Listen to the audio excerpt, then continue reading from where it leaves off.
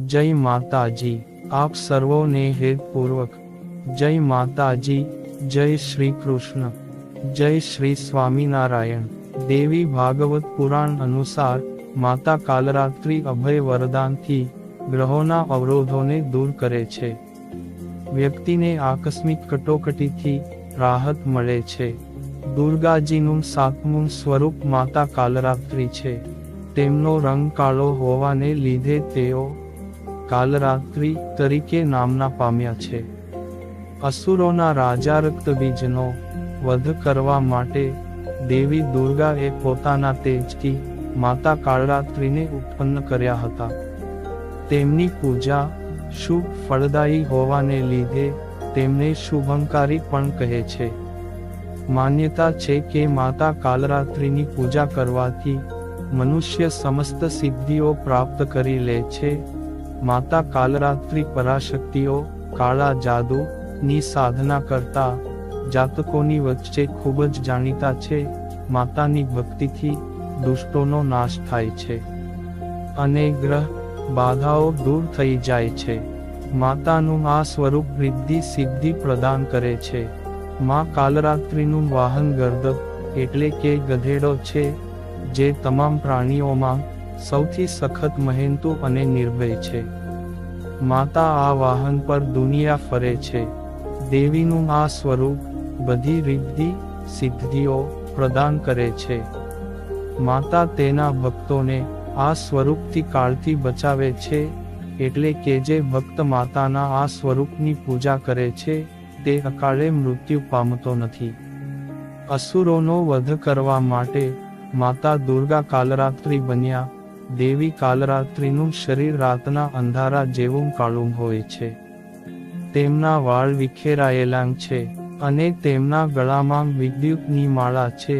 તેમના 4 હાથ છે, જેમાં તેમને એક હાથમાં કટાર અને એક હાથમાં લોખંડનો કાંટો ધારણ કરેલો છે। તે સિવાય તેમના 2 હાથ વરમુદ્રા અને અભય મુદ્રામાં છે।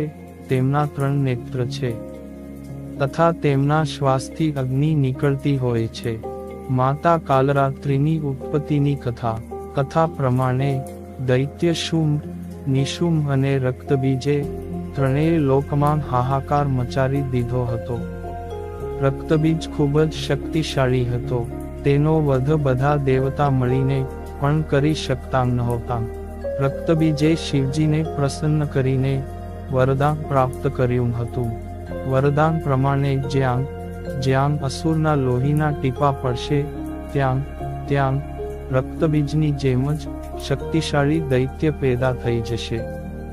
દેવતાઓ સાથે જ્યારે પણ યુદ્ધ થતું ત્યારે કોઈ દેવતાના પ્રહારથી રક્તબીજના શરીરથી લોહી વહેતું તો અનેક રક્તબીજ ઉત્પન્ન થઈ જતા હતા, જેના કારણે દેવતાઓ તેને પરાજિત કરી શકતા નહોતા। ત્યારબાદ દેવતાઓની પ્રાર્થનાથી માતા દેવી દુર્ગાએ રક્તબીજ સાથે યુદ્ધ કર્યું। માતા તે દૈત્યના અંગને કાપતા હતા। જેવા તે અસુરના લોહીના ટીપા નીચે પડતા તેટલા જ નવા દૈત્ય ઉત્પન્ન થઈ જતા હતા।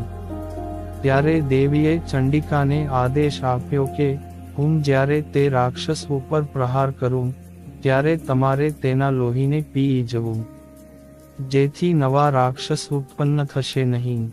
ચંડિકાએ દેવીની આજ્ઞાથી આવું જ કર્યું। ચંડિકાએ પોતાનું મુખ વિકરાળ કરી લીધું અને અનેક રાક્ષસોને ગળી ગયા। રક્તબીજના લોહીને ધરતી ઉપર પડતા પહેલાં જ તે તેનું સેવન કરી જતા। આ રીતે દેવી દુર્ગાએ રક્તબીજનો સંહાર કર્યો હતો। માતાને ગોળનો ભોગ પ્રિય છે। સપ્તમી તિથિના દિવસે માતા ભગવતીની પૂજામાં ગોળનું નૈવેદ્ય અર્પિત કરીને બ્રાહ્મણને આપવું જોઈએ। એમ કરવાથી પુરુષ શોકમુક્ત થઈ શકે છે। નવરાત્રિના 7મા દિવસે માતા કાલરાત્રિની ઉપાસના આ મંત્રથી કરવી જોઈએ। એકવેણી જપાકર્ણપુરા નમના ખરા સ્થિતા લંબોષ્ટી કર્ણિકાકર્ણી તૈલાભ્યક્ત શરીરિણી વામપાદોલ્લસલ્લોહલતાકંઠભૂષણા વર્ધનમૂર્ધધ્વજા શ્રીકૃષ્ણના કાલરાત્રિ ભયંકરી માતા કાલરાત્રિનો બીજ મંત્ર ઓમ ઐ હ્રીં ક્લીં કાલરાતે નમઃ. જય માતાજી.